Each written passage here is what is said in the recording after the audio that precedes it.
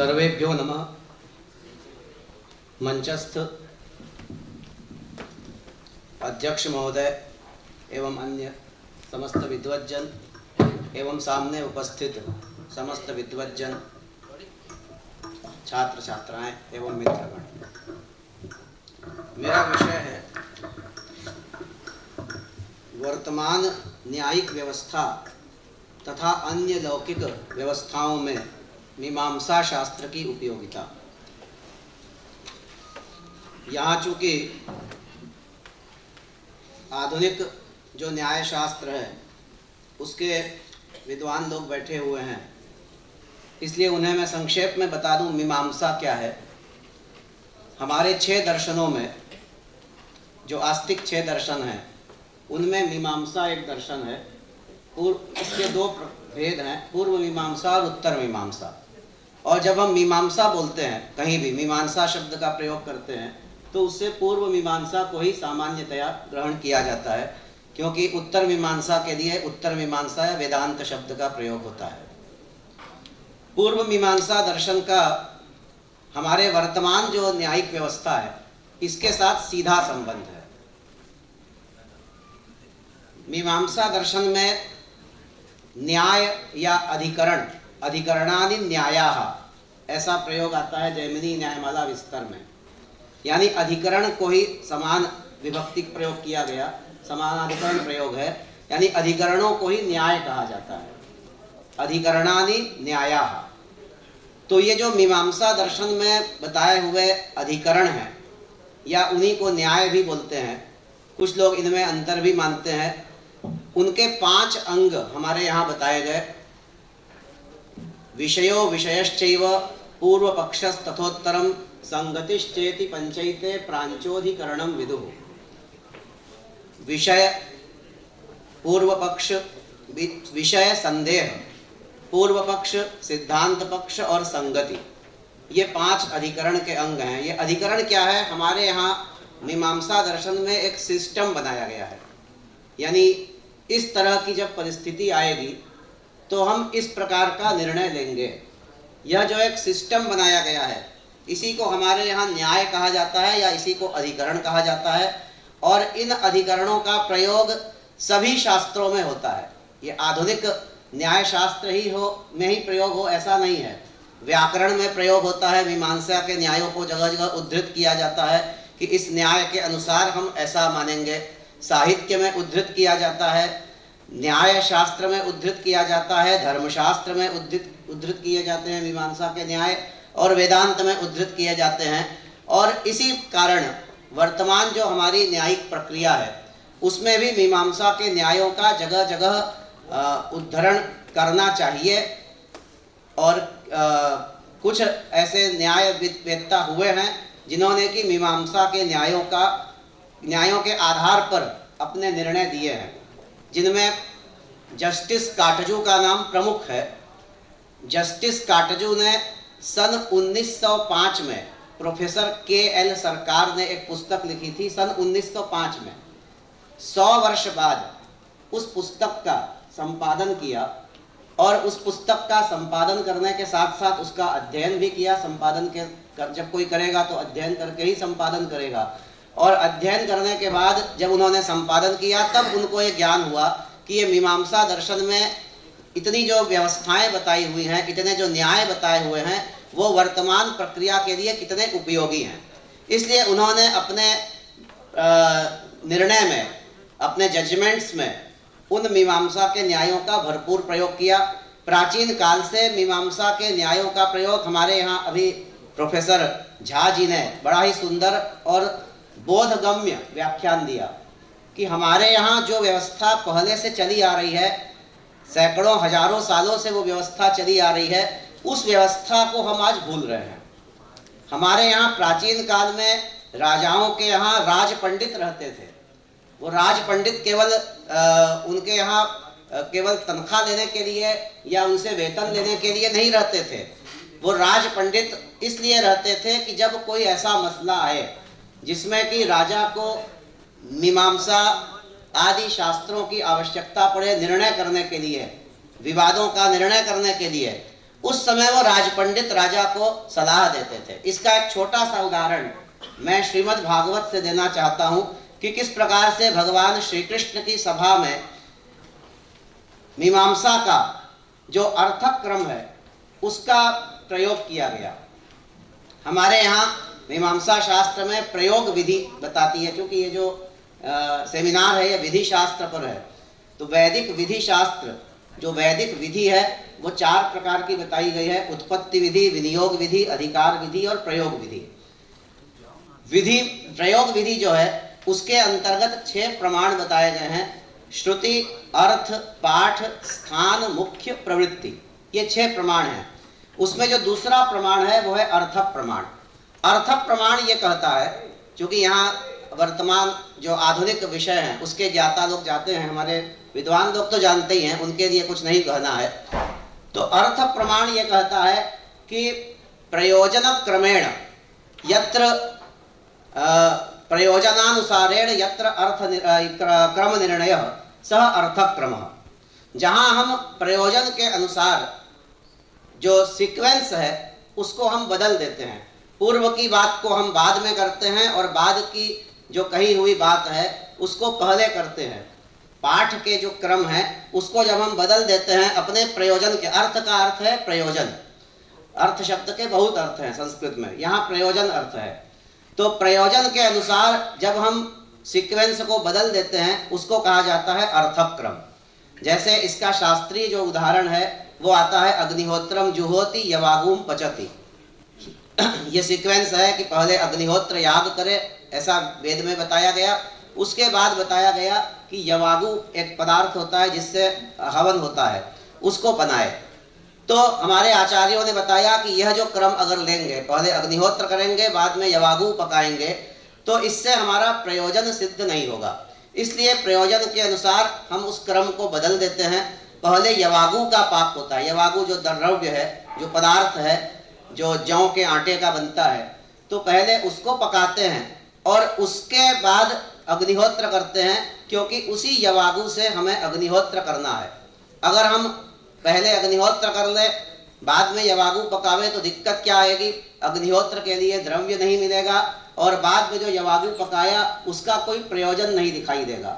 इसलिए पहले यवागु पाक किया जाता है, उसका प्रयोजन है अग्निहोत्र, और अग्निहोत्र के लिए द्रव्य मिल गया यवागु, उस यवागु से हम अग्निहोत्र कर लेते हैं। इसका इस न्याय का ये न्याय है। ऐसे 1000 न्याय मीमांसा में हैं, लगभग 1000 न्याय मीमांसा में बताए गए। उसमें यह एक न्याय है अर्थक क्रम। तो यत्र प्रयोजन वर्षेण क्रम निर्णय सह अर्थक क्रम। इसका उदाहरण हमें द्वापर युग में भगवान श्री कृष्ण की राजसभा में देखने को मिलता है। भगवान श्रीमद् भागवत के 10वें स्कंध के उत्तरार्ध की में आई हुई कथा है। भगवान श्री कृष्ण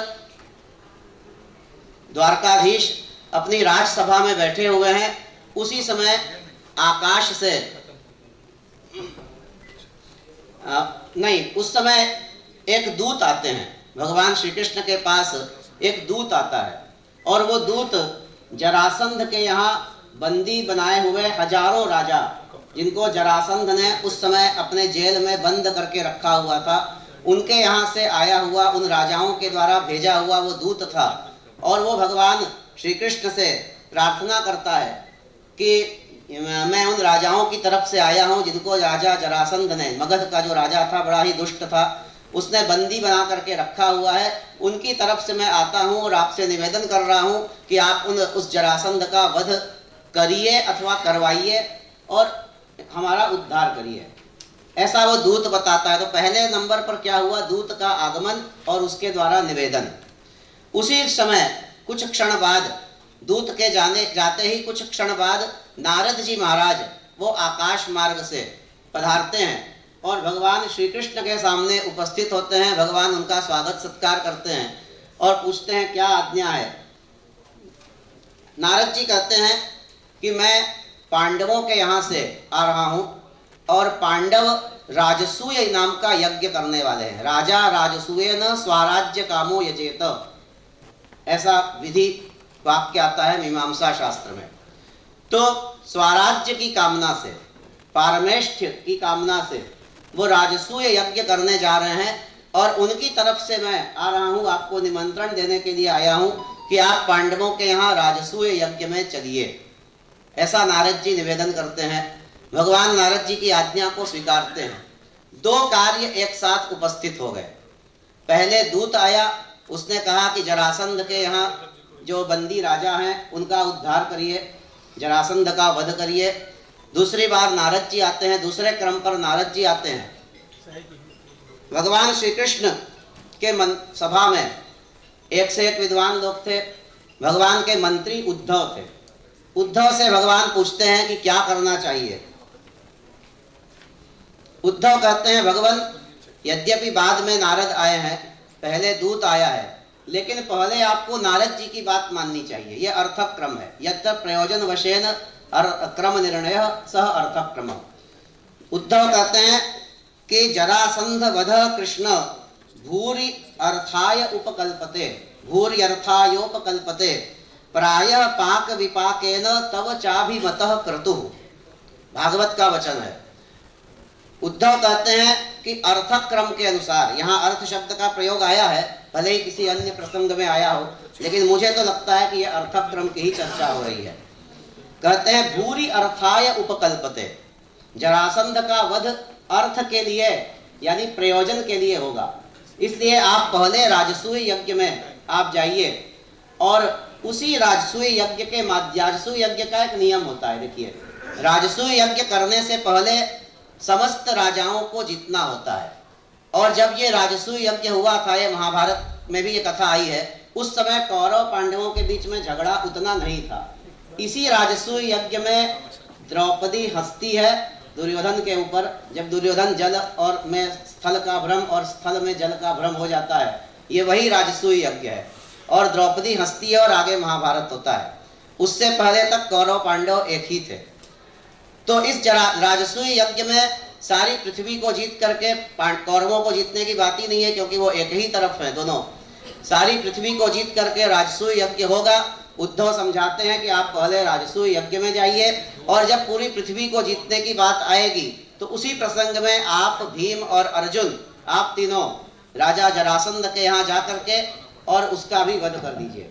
बस संक्षेप में ही अपनी बात को खत्म करना है। बाकी आप लोगों को विशेष जिज्ञासा होगी तो मुझसे संपर्क करेंगे। तो इस प्रकार से अर्थक क्रम का, पाठक क्रम को छोड़ करके अर्थक क्रम का अनुसरण किया गया। और भगवान श्री कृष्ण कहते हैं, अतो जरासुत वध उभयार्थो मतो मम अस्माकं तु महानर्थो येते नैव भविष्यति। भगवान श्री कृष्ण पहले राजसूय यज्ञ जाते हैं, जो नारद जी ने बाद में कहा था, उसका अनुसरण पहले करते हैं और बाद में उसी माध्यम से जरासंध का भी वध होता है। सारी कथा भागवत में प्रसिद्ध है, आप लोग देख लीजिए।